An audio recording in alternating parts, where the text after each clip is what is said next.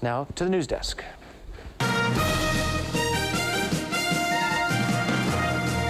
Candidates are hitting the campaign trail in the final days before the Florida primary. The race to replace Congressman Porter Goss in the 14th Congressional District promises to be a tight one. Tonight, NBC-2 Sloan Heffernan wraps up her series on the Republicans running for that job.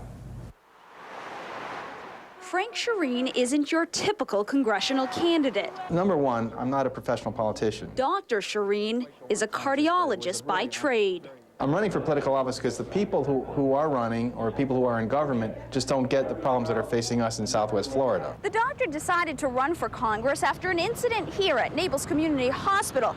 His son had cracked his head while playing near the pool, and the doctor quickly found out he couldn't get the emergency care he needed without going to a trauma center in Miami or Tampa. In an area of such wealth that we have and such medical advances, there's a glaring gap. So Dr. Schwerin traded in his practice for politics in hopes of putting his medical experience to use in the U.S. House. When we're talking about reforming the healthcare system, we're talking about preserving benefits for seniors, getting accessible healthcare for my children and your children and the people in the community.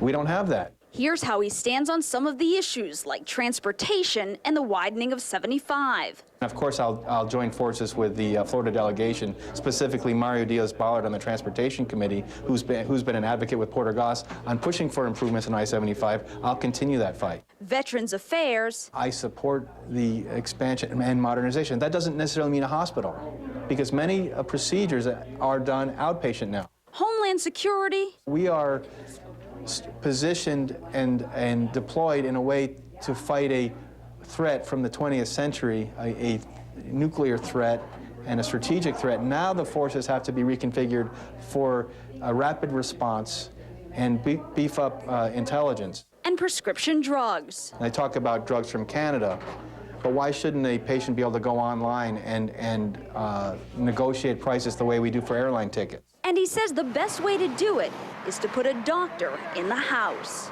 With photojournalist Todd Offenbeck, Sloan Heffernan, NBC2 News. And if you missed any of the profiles we ran this week, you can catch them on our website, nbc-2.com. A chemical explosion